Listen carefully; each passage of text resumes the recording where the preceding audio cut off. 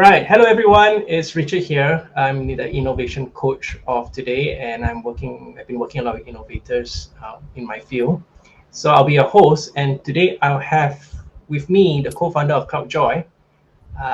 If you think about CloudJoi, it's actually just like Netflix, but the content is more.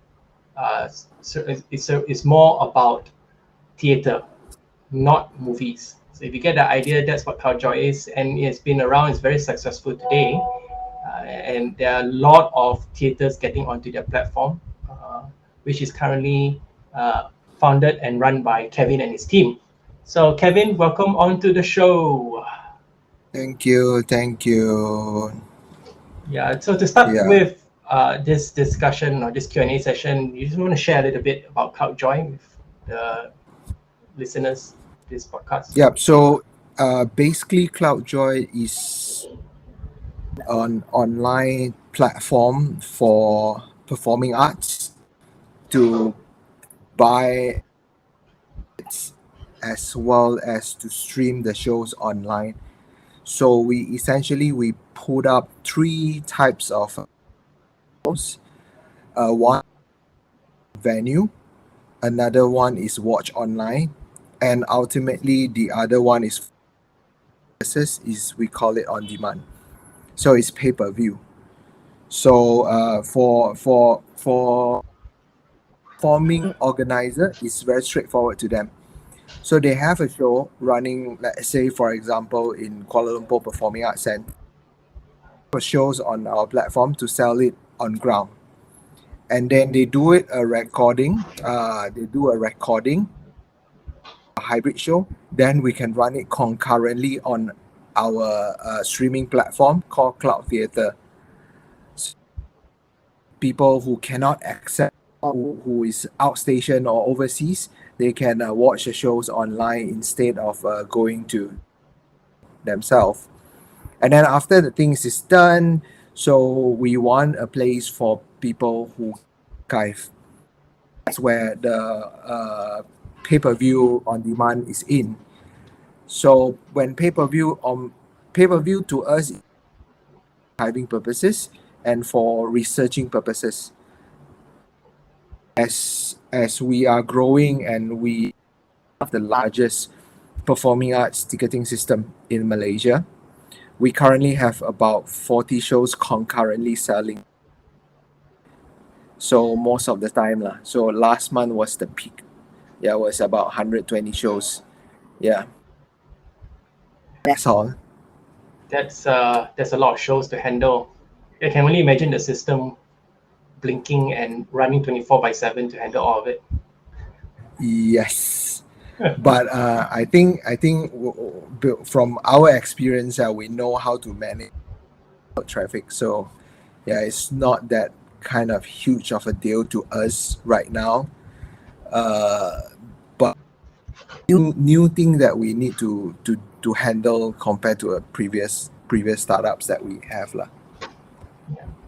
I want to switch gear a little bit to your journey when you first started CloudJoi. I mean, at the time when I first heard it from you, it was Cloud Theatre. So what made you decide to start a platform to address the theatre industry in Malaysia? I think it all started,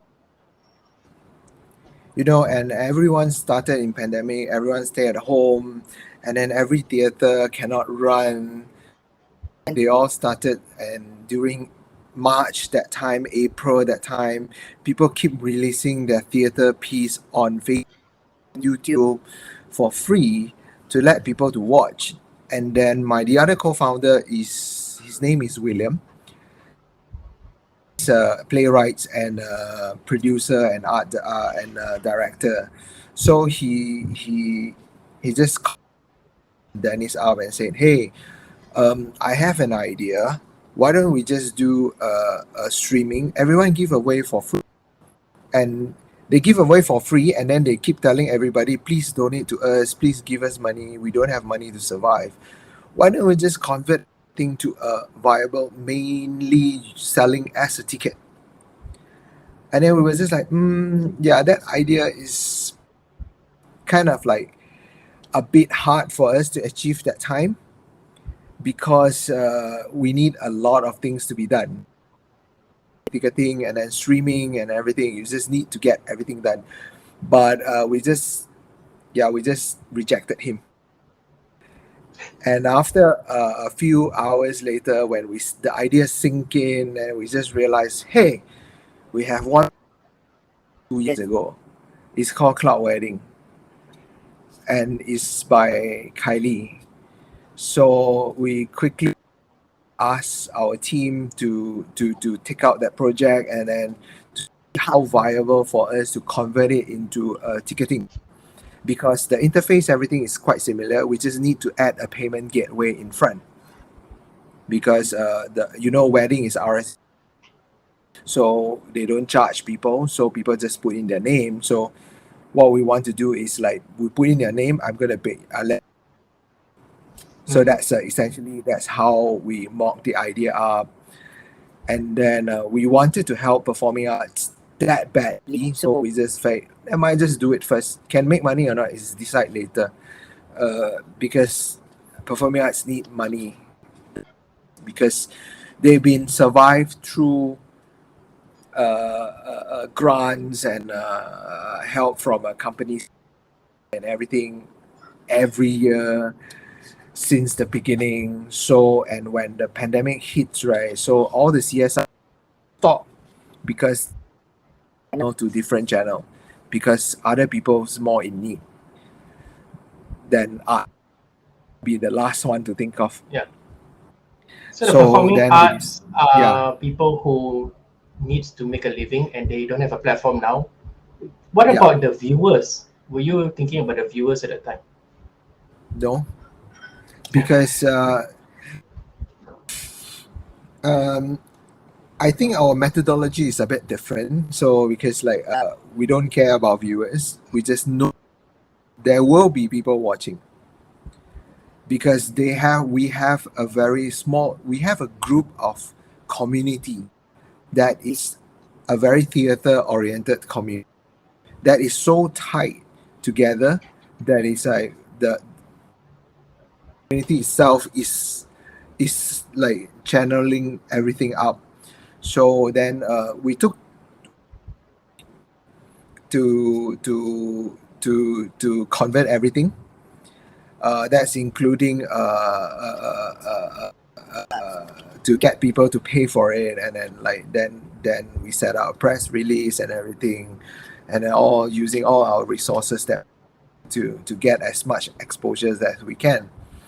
So after that, then we 2 weeks development, then we roll out the first show. And that first show, we didn't know what to expect, because the thing is like, all we wanted to help the performing arts people. And then we got like William do a show, monologue show. So we did not expect anything. I mean, how many people we're going to watch? We don't care. We don't know. We just do. And turns out we have 250 people bought the ticket and watched the show on that night, on the opening night. Yeah. So that was your validation point, to know that you have something going on for you. You have a product. Not yet, because we at that thought that just do one show and see how it goes. So there is a 250 people watching the show. I think it's right. So continue. After that, we got a lot of calls lah. So all the theater, we are in the industry itself. So all the theater people started to calling us and say, I want to do shows like this. I want to do that. Then we start to modeling out our business plan and everything. And then we do the second show, fundraising for Penang Performing Arts Center. And then we do third show, fourth show. And then later that we know, like 2 months in, 20 shows. Yeah. Yeah, so that's about. And these shows, Kevin, are free. You weren't selling any of the shows. Paid show. It was paid. It's okay. People buying the ticket to watch the show. it's like so ironic, right? When we started to talk, because a lot of people telling us that you guys should the Netflix that you're charging a subscription or you're charging a pay per view. Mm. And we strongly against it because we felt like theater should be together and it should be one. So hence we still insist until today our cloud theater model will be operating like cinema. You have time, you have a specific time, specific date, but you miss the time, then you are sorry. You cannot let you watch it.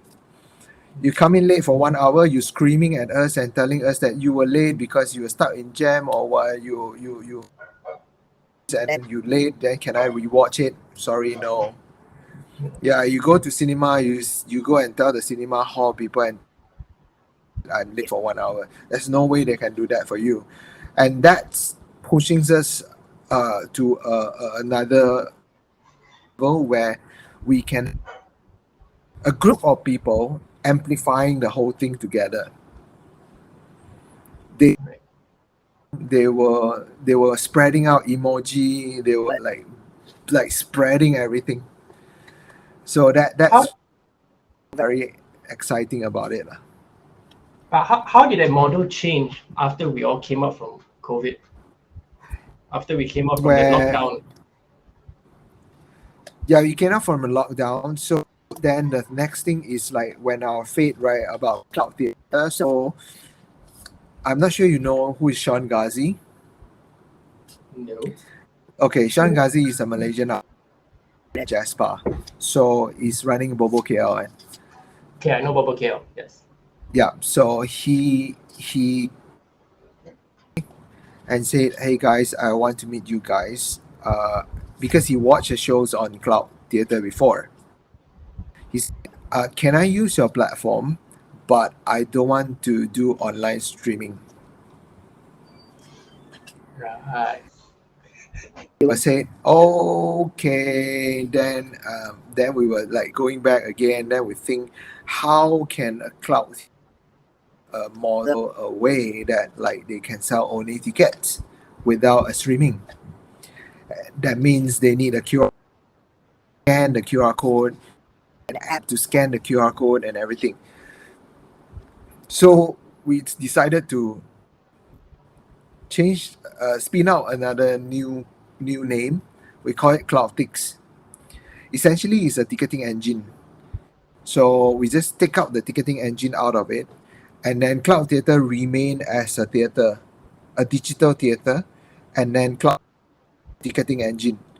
So we call it CloudTix. So from that time onwards, selling those on ground show for Bobo. So if you happen to go to Bobo KL, that most of all the shows we are selling one, except those are no need ticket one. You buy ticket one, then if those buy ticket one, you need to get from our system lah. Yeah. Yeah. Yeah. So what I'm And hearing, what I'm hearing yeah, is that we went from cloud theater to cloud Tix and now CloudJoi. A lot of these things are organic growth. I mean, customers request for it, and then suddenly let's try it out, and then you got to where you are today yeah, because of the requirements, right? yeah. Is there Not an example? not yet, It's just two only. We are telling. I'm telling you two only. So a few months later, Cloud Tick is just so coincident. KL Pack ticketing agent Yeah. exit the business. It's called Pro Ticket. So then suddenly they thought of. So they just called us up and we met Joe and Farida, and then we just presented our cloud thing. We don't have a seat map. Then they said they got a seat map. Can you guys do it? Because there's a rules of MCO and things like that, right? So then they need to seated gap and all these things. So people need to be able to select seat. We don't have it yet. So they said, in 2 weeks' time, can we sell the tickets? We said yes. Then from that time, we are sole partner to Bobo KL and KL Pack and Penang Performing Arts Center. and then we're selling the ticket. And one day, KLPAC called us again, and they said, I got a lot of videos that we run during the cloud theater. Can we monetize it? Like in a way that can I find somewhere, because we don't know how to deal with this, all the videos that we have. Then can you guys do on demand? We said like, I don't want on demand. I said, you guys do lah, just do on demand. I said you won't make money. We told them that based on our calculation, there will be no making money things going on if you want to do it on demand, because that's why we still a year of doing cloud theater, we still don't want to do on demand. Then they said just do, because the thing is not. And then we go back to our original mission about what we want to do is by arts for arts, right? So do it. So hence we got Cloud Theatre Revive. Of all the shows that we run before. Okay. And yeah, that's for our archiving purposes lah. So it's not much going on. So it's just there and that's all. Yeah. So then we have 3 brands: CloudJoi, Cloud Theatre, CloudTix, Cloud Theatre Revive. We rebrand now. And then you have CloudJoi to envelope everything together. Yes. I've got a next question for you. Like, I mean, a lot of these things I'm hearing from you is organic growth based on requirements. You try it out. Was there a time where the team came up with an idea that you're not sure whether you're going to work, and you try and implement it, and then you find out that, damn, we went down the wrong path. Let's stop it. Was there an example like that? Because we are not a like burning money startups. We are a startups that like profitable and making money for everyone, like even in all the head counts that we have. Any decision that we made, it has to be very careful and very business. And of course there will be certain things that is going on, like we have done with Cloud Theatre, but most of the things that we've done is just for us to be getting better day by day, and like how buying and toying around VR technology, how we want to build a VR app for Cloud Theatre, everything. It might not be seeing the profit or anything right now, but we stay ahead of time. But fundamentally, we still go back to our resources is limited, so we have to. And most of the time, I would say the only thing that's not working for us is that's where I don't want to do, and they insist want to do. The team and the organizer itself, they insist we should do it because there's no one else can be doing it better than us. And we told them many times it won't work, and they don't care, because all they know is they need a place to consolidate every things that they have done for the future generation. For let's say we are going to partner with a university, UITM, to open up for their research purposes, so that their students can and watch the show for their research, because a lot of theatre is not documented, and since pandemic everything is documented, so we kind of like the next things that we are going forward. But is it something is not working on, is it working? We still yet, it's too early for us to say is it working or not. But for us, it's never, when we start to do it's never about making money already. Right. Yeah. Yeah. It is the mindset lah. It's the mindset of how. Because if you think of a way that it is need to be make money, and it doesn't make money,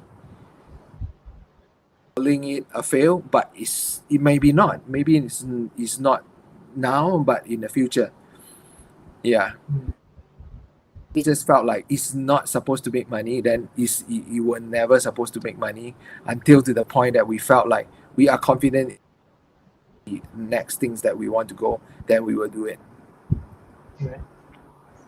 The other thing I wanted to ask is, because I know you guys are a startup and your resources limited, like you said, you must be cash strapped in the beginning. But when you put your money together, what was the first thing you guys spent on?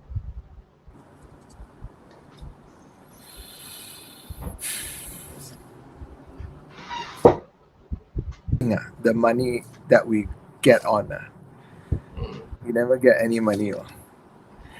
Okay, the money that you put together from your own pocket. Or you have to have some capital there starting out, whether it's from you or from the capital is all like funded by Apple Seeds. So yeah. So it's just charging through. But of course, you still need to use Apple Seeds funds, right? But what was the first thing that you thought was important to invest in for Cloud Theatre at the point? People. It's all about people.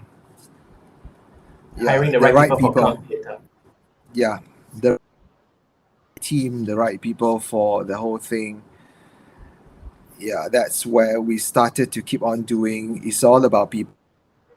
Our business revolves around people. People come in and watch theatre together. People go and browse the show. People go and watch. And then we're dealing with organizers. How the organizer react if we charging them that X amount.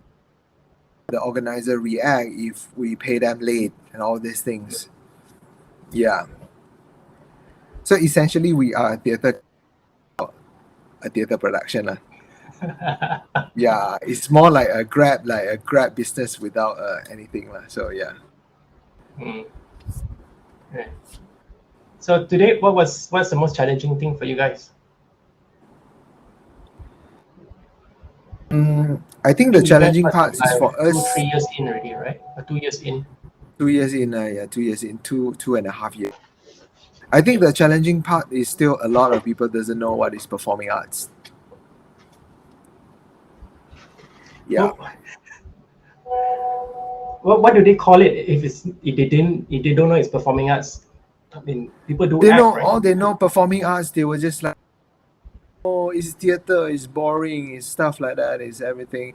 Yeah, I don't want to get involved. It is for people who reach people's game and reach enjoyable thing. I would rather go to cinema and stuff like that. So that's how the biggest challenge right now we are trying to expanding the pie, because the pie is that big, and how do we increase the market size of it? And that we are facing, we are trying to resolve right now. Who are you targeting? We have three primary target audience. The number one is the usual theater goer. Those people who spend the money. We just need to make sure that they continue to spend the money. The second, who know the theater but doesn't try it or theater, because a lot of people never heard of theater, right? Never heard of performing arts. When they do it one time, they were just like, oh my god, I'm so in love with theater now. So these are the people that we are targeting around like teenage time, the younger generation. 5, all these people. Are they not into theater these days? No. The younger generation? No. Or what are they into? Don't know what is theater, because the fundamental questions come down to the fundamental problem comes down to our education system. Right. I mean, those international school students, yes, they are exposed to theater because it's part of their syllabus, their core curriculum, and part of their thing to do, because they got speech class, they got drama class, they got all these kind of things. Curriculum, arts is never part of it. Yeah. So that non-priority is non-essential, kind of thing. Then when they go out to work and then they started to only go to cinema, go to shopping malls, and they never really get to see like what is performing arts, what is theater, what is orchestra. Orchestra maybe they know, jazz maybe they know, but those more niche genre they might not know. Yeah. Oh, well, so it looks like I'm seeing a new CloudJoi in the making, changing the way Malaysia sees performing arts lah. And you guys are in the right position to do so lah. So Yeah, I believe yeah. we are in the right position to do so. It'll be interesting to see I where you mean, guys are going to in the to next few years. like nobody wants ticketing system. Nobody wants to do that because the money is just too small. The people rather do concerts.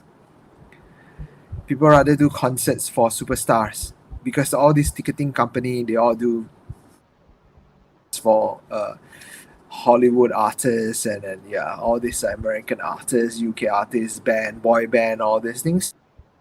Those are the money making part, and nobody care about performing arts. And when people don't care about performing arts, then thing to change it lah. Yeah. Well, Kevin, good luck, and I'm sure you all will do well. And I'm looking forward to see your journey moving into the future. And thanks for sharing on this channel. Really appreciate it a lot. Hey, no problem. Yeah, let's catch up again after this session, and then see what we can do in the future lah, together. Yep. But by all means, like for those like, because we never really got funding except for the most recent one, the Cradle Fund lah. Yeah. So we tried Cradle Fund once on the first year, but we never get it. And then we the second year, and then we got it lah. I think the first year is more like they also not sure, and then we also not will it be a sustainable business for us. Yeah. So I think the second year in, we pull the numbers out. That's where when we decide like, okay, this is doable, and then we will go ahead. All right. And yep. great people, great team. Yeah. And the team with full of synergy is the same. You can get things super fast.